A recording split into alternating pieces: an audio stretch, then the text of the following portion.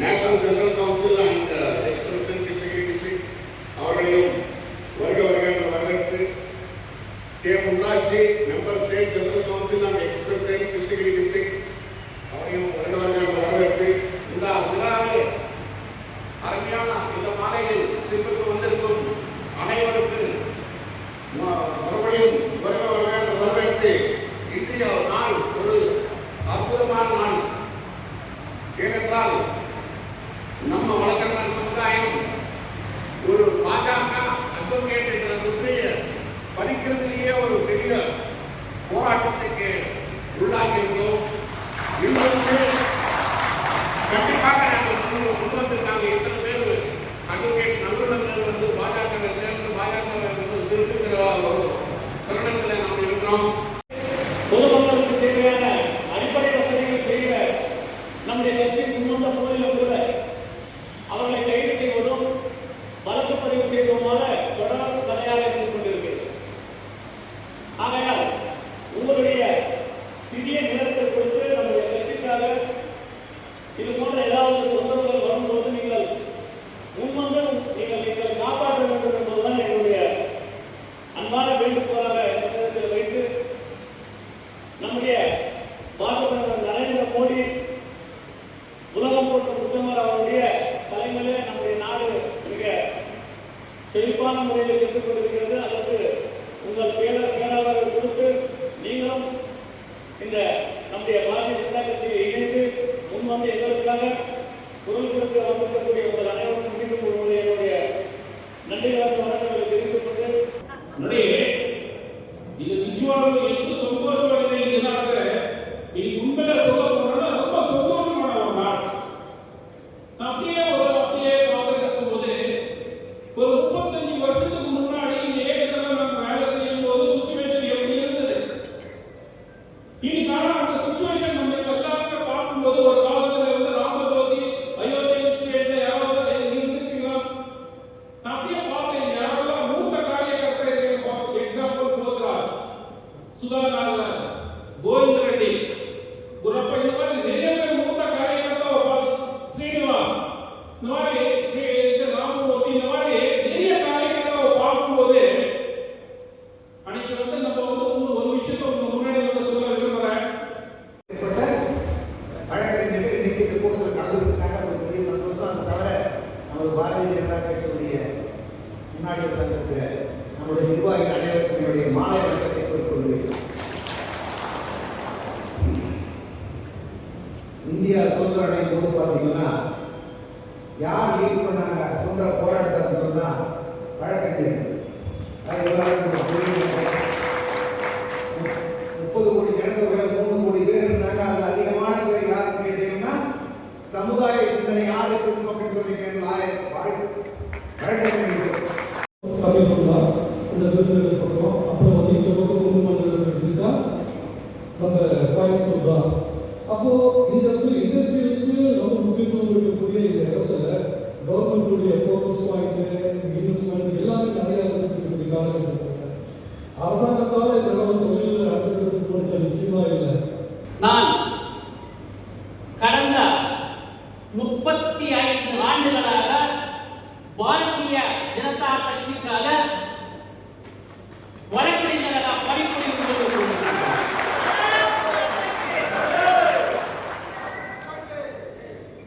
நான் வாழ்வதற்கு வழிகாட்டிய ராஷ்டிரிய ஸ்வயம் சேவக் சங்கத்துக்கு முதல்ல நன்றியை தெரிவித்துக் கொள்கிறேன்.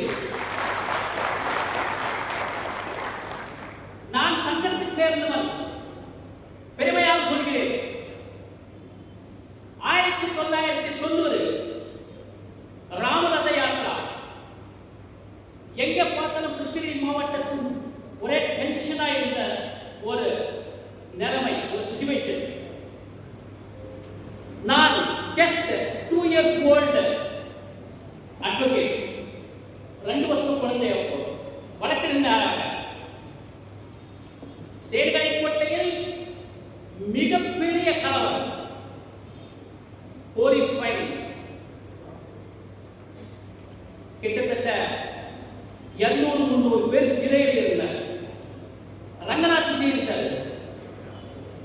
நம்மளுடைய நாராயணன்ஜி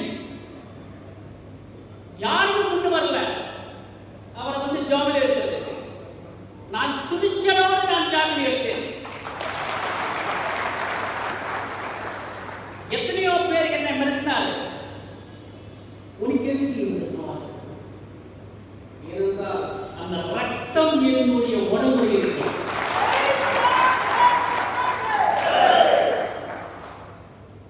நண்பர்களே, இன்னைக்கு நான் ஒரு 2 விஷயம் உங்கள்கிட்ட பேசுறதுக்கு விரும்புகிறேன். எனக்கு பத்திரிகை கொடுக்கும் போது வந்து அதிகமா பேசக்கூடாதுன்னு சொல்றாங்க.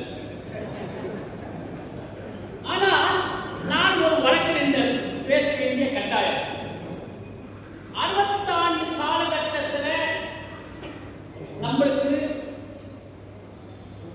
பொய்யான தகவல் கொடுத்தாங்க. கஜினி முகமது, கோரி முகமது 16 வாட்டி இந்தியா மேல தண்டையாத்திரை செஞ்சாங்கன்னு சொல்லியிருக்கிறாங்க. தவிர 16 வாட்டி தோற்றிருக்கிறான். ஒரு இந்தியன், ஒரு கிங் பிருத்விராஜ் சௌஹானால அவர் தோற்றாரு. ஆனால் என்ன சொல்லிருந்தாங்க, 16 வாட்டி கஜினி முகமது, கோரி முகமது இந்தியா வந்து கொள்ளையடிச்சு போயிட்டு சொன்னாங்க. தவிர 16 வாட்டி அவன் தோத்தான். பிருத்விராஜ் சௌஹான் என்ற இந்தியன் ஒரு அரசனால சொல்லிட்டு நம்மளுக்கு தகவல் கொடுத்தாங்க.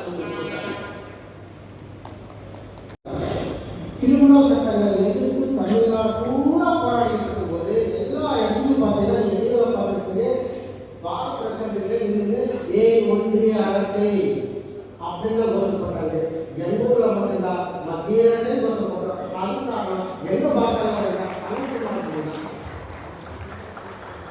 அந்த ஒன்றிய அரசாங்கிறது தவிர்த்து கோஷப்பட்டு வந்தாரு. அதுக்காக அவருக்கு நன்றி. உங்களுக்குள்ள எப்படி கவுண்ட் பண்ணீங்க? ஆர்கிடெக்சர் ஒரு புலி இருக்குது, 2 புலி இருக்கிறாங்க. ஒன்று அகிலா மேடம், இன்னொரு ஜெகதீஷ்.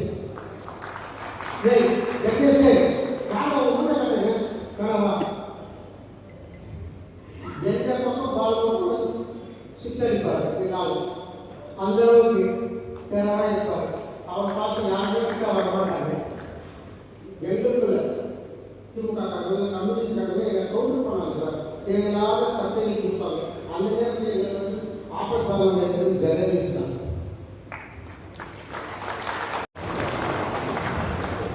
ஒரு அரசியல்வாதிக்கு மிகப்பெரிய கஷ்டம் வழக்கறிஞர்களுக்கு முன்னாடி பேசுறது தான். ஏன்னா வாதத்தினர்களே வளர்ந்தவங்க. நாங்கள் உங்க முன்னாடி பேச முடியாது, எல்லா விஷயமும் தெரிஞ்சவங்க. மேலும் ஒரு அரசியல் இயக்கம் வந்து இன்னைக்கு வந்து வலிமையா வளர்ந்திருக்கு அப்படின்னா அதுக்கு வளர்கிறவர்களுக்கு வந்து துணையோட தான் அதை சாதிக்க முடியும். நம்மளால முடியாதது ஒன்றும் கிடையாது.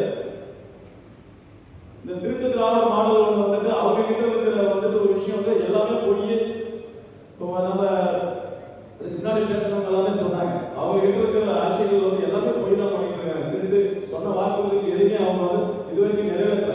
காரணம் வந்து அவங்க வந்து தப்பான வழிகளில் மக்களை திசை திருப்பி கொண்டு போயிட்டு இருக்காங்க. நாம நேரடியா செயல்படுறோம். நாம அவங்க வந்து பொதுமக்கள் வந்து அவங்க தொழில் வச்சு காட்டக்கூடிய கட்டாயத்தில் நாம இருக்கோம். அதற்கு நாமளா ஒன்றுபட்டு நின்றால் உண்டு வாழ்வு. நம்ம எல்லாருமே ஒற்றுமையா இருந்து நம்ம எல்லாமே வரக்கூடிய நாடாளுமன்ற இது சட்டமன்ற எலெக்ஷன்ல நாம நம்மளுடைய பவர் என்னன்னு காமிக்கணும். எல்லாரையும் கேட்டுக்கிட்டு வாய்ப்புகளுக்கு அனைவருக்கும் அவர்களுக்கும் சிறப்பு விருந்தினராக வந்திருக்கும் நமது அசோக் ராமஜி அவர்களுக்கும் மேடைக்கும் நடந்திருக்கும் பிஜேபி என்ற கட்சி ஓட்டுக்கார கட்சி கிடையாது, தேசத்துக்கார கட்சி சொல்லி 24 கட்சிக்கார தலைவர்களுக்கும் புதிதாக நாம் கட்சிக்குள் இணைந்திருக்கும் வழக்கறிஞர்களுக்கும் மகளிர்களுக்கும், இந்த மகளிர்கள் சாதாரண மகளிர்கள் அல்ல. காரணம், சமீபத்தில் டாஸ்மாக் முற்றுகை போராட்டத்திற்காக ஒரு மீட்டிங் கூட்டிருந்தோம். மகளிர்கள் 10 பேரை கூட்டிருந்தோம். மகளிருக்கு சாதாரண தெரியும், உங்களுக்கு டாஸ்மாக் கடை போக மாட்டாங்க. டாஸ்மாக் கடை அங்கே தூரம் போயிடுவாங்க. ஆனா இந்த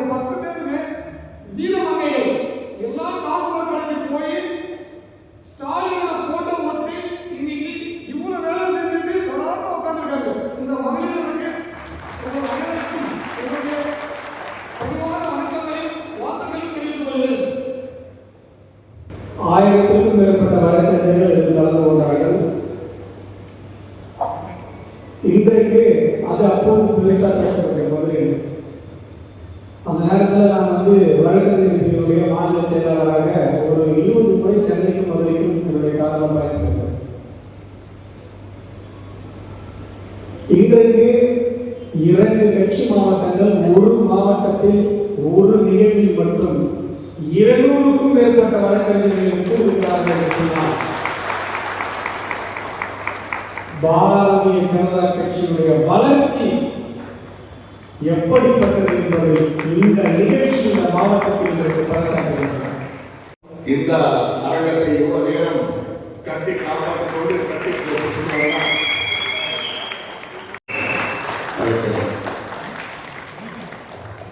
மக்களுக்கு நன்றி. ஸ்ரீ முரளிஜி அவர்களே, ஸ்ரீ மகேஷ்ஜி அவர்கள், உங்கள் அன்பை கடவுள் மூலமாக தான் தெரிவிக்க வேண்டும்.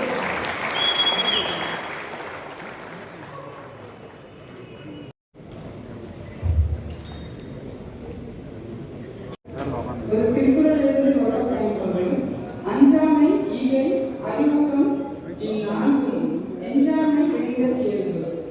அதாவது correct generosity knowledge wisdom and motivation அதெல்லாம் இருக்கக்கூடியவரால் ஒரு தீங்காக இருப்பாங்க, ஒரு பெரிய ஈடாக இருப்பாங்க. அப்பேற்பட்ட ஒரு சிறந்த விருந்தினர் ஸ்ரீ அசோக்ராமன் அவர்களே பேசுகிற வருகிறார்கள். நன்றி. பாரதிய ஜனதா கட்சியில் மாநிலம் முழுவதும் பல்வேறு தரப்பு மக்களும் இணைந்து வருகிறார்கள். அந்த வகையில் வழக்கறிஞர்கள் மிகப்பெரிய அளவில் இணைந்து வருகிறார்கள். இந்த கிருஷ்ணகிரி பகுதியில், இந்த ஒசூர் பகுதியில் இன்றைக்கு நூற்றுக்கணக்கான வழக்கறிஞர்கள் இன்றைக்கு பாரதிய ஜனதா கட்சியில் தங்களை இணைந்து கொண்டிருக்கிறார்கள். இந்த பகுதியில் மாவட்ட தலைவர் உட்பட பல சீனியர் காரியகர்த்தர்களுடைய வழிகாட்டுதலில் பல்வேறு நபர்களும் இணைகிறார்கள். அந்த விதத்தில் வழக்கறிஞர்கள் இன்றைக்கு இணைகிற ஒரு நிகழ்வு நடந்திருக்கிறது. இந்த நேரத்தில் இந்த பகுதியில் மிகப்பெரிய அளவில் நடந்து கொண்டிருக்கிற இயற்கை வள சுரண்டல், இங்கே இருக்கிற பல்வேறு மலைகளை காணவில்லை, பல்வேறு கோவில்களை காணவில்லை, மலைகளில் இருந்த வரலாற்று சிறப்புமிக்க பல்வேறு இடங்களை இந்த மாவட்டத்தில், இந்த கிருஷ்ணகிரி மாவட்டத்தில் காணாமல் போனதை நாம் பார்த்திருக்கோம். இதற்கெல்லாம் திராவிட மாடல் ஆட்சியாளர்கள், அவருடைய கட்சியில் பொறுப்பில் இருப்பவர்கள் தான் மிகப்பெரிய அளவில் காரணமாக இருந்து கொண்டிருக்கிறார்கள் அல்லது தூண்டுகோலாக இருந்து கொண்டிருக்கிறார்கள். இந்த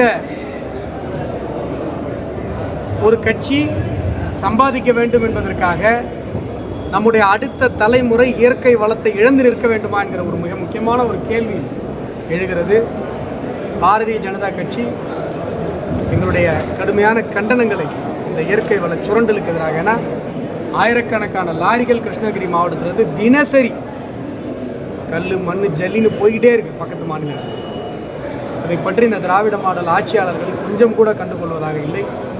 இங்கே நடக்கிற இயற்கை வள சுரண்டலுக்கு எதிராக மிகப்பெரிய போராட்டங்களை பாரதிய ஜனதா கட்சி இனி வரும் காலங்களில் முன்னெடுக்கும் என்பதை இந்த நேரத்தில் தெரிவித்துக் கொண்டு, அதுபோல் அடுத்ததாக மிக முக்கியமான ஒரு பிரச்சனை, இன்றைக்கு மாம்பழ சீசன் ஆரம்பித்திருக்கிறது. சென்னையில் 200 ரூபாய்க்கு வாங்குகிறோம் நாங்கள் கிலோ. ஆனால் இங்கே விவசாயிகளிடமிருந்து ஒரு லாபி பண்ணி, இந்த ஜூஸ் ஃபேக்டரிலாம் லாபி பண்ணி, முக்கியமாக திமுகவை சார்ந்தவர்கள் அந்த லாபியில் இருக்காங்க. விவசாயிகளிடமிருந்து அடிமாட்டு விலைக்கு இந்த மாம்பழங்கள் வெறும் 6 ரூபா 7 ரூபா 8 ரூபாய்க்கு எடுத்துக்கொள்ளப்படுவது கிலோ. அதனால் இந்த பகுதி விவசாயிகளின், மாம்பழ விவசாயிகளின் நீண்ட நாள் கோரிக்கையாக இருக்கக்கூடிய குறைந்தபட்ச ஆதார விலையாக 15 ரூபாய் குறைந்தபட்சம் நிர்ணயிக்க வேண்டும் என்பதை இந்த நேரத்தில் நான் வலியுறுத்தி கூறிக்கொள்கிறேன். பாரதிய ஜனதா கட்சியுடைய சார்பாக இதற்கான முன்னெடுப்புகளையும் இனி வரும் காலங்களில் பாரதிய ஜனதா கட்சி தொடங்கும். அது மட்டும் இல்லாமல் ஒழுங்குமுறை விற்பனை கூடங்கள் அமைத்து அவர்களுக்கு நியாயமான ஒரு விலை கிடைப்பதற்கான வழிவகைகளை மாநில அரசு, திராவிட மாடல் திமுக அரசு உடனடியாக செய்ய வேண்டும். விவசாயிகள் சட்டம் வந்திருந்தால் இந்த நிலைமைக்கே அவசியம். விவசாயிகள் தங்களுடைய பொருட்களினுடைய விலையை அவர்கள் முடிவு செய்து இன்றைக்கு அந்த நிலை இன்னும் வராமல் இருக்கிறது. ஆகையால் இங்கே இருக்கிற விவசாயிகளுக்கு குறைந்தபட்ச ஆதார விலை உட்பட அவரது கோரிக்கைகள் நிறைவேற்றி தரப்பட வேண்டும் என்பதையும் இந்த நேரத்தில் நாங்கள் வலியுறுத்தி கொடுக்கிறோம். அமைச்சர் பொன்முடி அதிமுக கூட்டணி வந்ததுலேருந்து பார்த்தீங்கன்னா இப்போ மற்ற கட்சிகள்லாம் வந்து பொருந்தா கூட்டணி மாதிரி பரிசீலனை செய்யணும் அப்படிங்கிற மாதிரிலாம் நிறைய எதிர்ப்பு சார். கம்யூனிஸ்டத்துக்கும் காங்கிரஸுக்கும் ஆமாங்க. காங்கிரஸ் அழிக்க தான் சார் திமுக தொடங்குங்க, திமுக அழிக்க தான் சார் மதிமுக தொடங்குங்க, அழிக்க தொடங்குங்க. மதிமுக எதுக்கு ஆரம்பிக்கப்பட்டது? திமுக அழிக்கிறது. திமுக எதுக்கு ஆரம்பித்தாங்க? காங்கிரஸ் அழிக்கிறது. ஸ்டாலின் அவர்களுடைய புள்ளிவிடுதலை எதிர்த்து தான் வைகோ கட்சி ஆரம்பித்தார் மறுபடிச்சு. இன்றைக்கி ஸ்டாலினுடைய வேட்டியில் போய் டிஷ்யூ பேப்பர் வச்சு அது தீ போட்டுச்சுன்னு கிடையாது. கனிமொழிகிட்ட மன்னிப்பு எழுன்னு சொல்லி டெல்லியில் கோஷம் போடுறாங்க. இதெல்லாம் பொறுத்துற கூட்டணியா? விடுதலை சிறுத்தைகளுடைய திருமாவளவன், ரவிக்குமார் அவர், இந்த கட்சியினுடைய பல்வேறு தலைவர்கள் திமுகவை பற்றி என்ன சொல்லியிருக்காங்க, திராவிடத்தை பற்றி என்ன சொல்லியிருக்காங்க. ஈவே ராமசாமியினுடைய தடி ஏன் தலித் மக்களை பாதுகாப்பதற்கு வரவில்லைன்னு கட்டுரை எழுதியிருக்காரு சார் ரவிக்குமார் அவர். அதனால் இதெல்லாம் பொருந்துற கூட்டணியா? இது எப்படி இப்போ அதிமுக பாஜக வந்து பொருந்தா கூட்டணி? எப்படி பொருந்தாத கூட்டணி ஆகும்? பிள்ளையாரையும் உடைக்க மாட்டேன், பிள்ளையாருக்கு தேங்காயும் உடைக்க மாட்டேன் அப்படின்னா அண்ணாதுரை கட்சி ஆரம்பிச்சு. பிள்ளையாரை உடைங்கன்னு சொல்லுது ஈவே ராமசாமி. இன்றைக்கு திமுக பேசுவது ஈவேரா திராவிடம், அதிமுக பேசுவது அண்ணா திராவிடம். அண்ணா திராவிடத்திற்கும் எங்களுக்கு எந்த பிரச்சனையுமே இல்லையே. எம்ஜிஆர் வந்து இஸ்லாமிய படையெடுப்பாளர்களால் ஆக்கிரமிப்பாளர்களால் உடைக்கப்பட்ட சிவலிங்கத்தை மதுரை கோயில் எடுத்து பொதுமக்கள் பார்வைக்கு வைங்கன்னு சொன்னார். அந்த அம்மையார் ஜெயலலிதா அவர்கள் அவங்க ஃபேமஸ் ஆகாத கோயிலெலாம் போய் இவங்க போய் ஃபேமஸ் பண்ணுவாங்க பல இடங்கள். எப்படி நீங்கள் பொருந்தா கூட்டணி சொல்கிறீங்க? சித்தாந்த ரீதியாகவே அதிமுகவும் பாஜகவும் சித்தாந்த ரீதியாகவே இணைவதற்கு பொருந்துவதற்கு தகுதியான கட்சிகள். பொருந்தா கூட்டணினா திமுக கூட்டணி தான் நீங்கள் சொல்லுங்கள். எங்கள் கூட்டணி உறுதியாக இருக்குது, உறுதியாக யார் முடிவு பண்ணுறாங்க சார்? அதாவது சார் நல்லா புரிஞ்சுக்கோங்க, கொள்ளையடிக்கிற வரைக்கும் கொள்ளையர்கள் ஒற்றுமையாக தான் இருப்பாங்க, பங்கு பிரிக்கும் போது தான் சண்டை வரும். என்ன எலெக்ஷன் கிட்ட நெருங்கணும். அப்புறம் பாருங்கள், அமைச்சர் பொன்முடி மீதான நடவடிக்கைகள் எப்படி இருக்கும்? இன்றைக்கு சென்னை உயர்நீதிமன்றம், ஏன்னா போன வாரம் கமிஷனர் அலுவலகத்தில் நான் புகார் கொடுத்துருந்தேன். இந்த வாரம் சென்னை உயர்நீதிமன்றம் வழக்கு பதிய வேண்டும் என்று சூமோட்டோவாக சொல்லியிருக்கிறாங்க. இன்னும் வழக்கு பதியப்படவில்லை. வழக்கு பதியப்படவில்லை என்று சொன்னால் கண்டெம்ட் ஆஃப் கோர்ட் வரும்னு சொல்லி சென்னை உயர்நீதிமன்றம் தெளிவுபடுத்தியிருக்காங்க. அவர் பேசின பேச்சு ஆபாசத்தின் உச்சம். அதில் நீங்கள் கவனிக்க வேண்டிய விஷயம் என்னென்னா, இந்த மாதிரிலாம் ஆபாசமாக பேசி தான் நாங்கள் திராவிடத்துக்கு ஆள் சேர்த்தோங்கிறார். அதுதான் அதில் ரொம்ப முக்கியம். இந்த மாதிரியான அசிங்கமான ஆபாசமான பட்டிமன்றத்தெல்லாம் இவர் ப்ரொஃபஸராக இருக்கும்போது போய் பேசுவாராம். அப்போ பசங்களுக்கு எப்படி பாடம் எடுத்துருப்பாருன்னு யோசிச்சுப்பாரு. இதெல்லாம் பேசி அப்படி தான் நாங்கள் வந்து திராவிடத்தை வளர்ப்பதற்காக நாங்கள் மேற்கொண்ட நடவடிக்கைகள் இது அப்படிங்கிறார். இன்றைக்கு ஊடகங்கள் எல்லாம் அவர் பேசின செய்தியை வெளியிடுறீங்க, சொல்ல முடியல அவர் பேசின வார்த்தையை உங்களால், தடுமாறுறீங்க. ஐயோ இவ்வளோ கேவலமாக இவ்வளோ ஆபாசமாக பேசியிருக்காரு, இது எப்படி நம்ம அச்சில் ஏற்றுறது, எப்படி ஒரு வீடியோவில் போடுறதுன்னு தடுமாறுறீங்க. ஆனால் இந்த ஆபாசத்தை பேசி தான் திராவிடர் கழகம் வளர்ந்திருக்கிறது. இந்த ஆபாசத்தை பேசி தான் திராவிட முன்னேற்ற கழகம் வளர்ந்திருக்கிறது. இன்றைக்கு சென்னை உயர்நீதிமன்றம் கூறியிருக்கிறது அவர் மேலே வழக்கு பதியப்படணும்னு சொல்லி. இதற்கு மேலும் அவர் அமைச்சராக தொடர்ந்தார் என்று சொன்னார். இவ்வளவு ஆபாசமாக வளர்ந்த ஒரு கட்சிக்கு திமுகவிற்கே கட்சி பொறுப்பிற்கே லாக்கி இல்லைன்னு நீங்கள் நினைக்கிறீங்க. ஆபாசத்தில் வளர்ந்த உங்கள் கட்சிக்கே அவர் லாக்கி இல்லைன்னா அப்போ எங்களுக்கு மட்டும் அவர் ஏன் அமைச்சராக இருக்கணும்? நாங்கள் என்ன மக்கள் அவ்வளோ சாதாரணமாக போயிட்டு உங்களுக்கு? ஆகையால் உடனடியாக அவர் மீது வழக்கு பதிவு செய்யப்பட வேண்டும். அவர் அமைச்சரிலிருந்து விடுவிக்கப்பட வேண்டும். அதுதான் மக்களுக்கு திராவிட மாடல் செய்கிற ஒரு மிகப்பெரிய நன்மையாக இருக்கும்.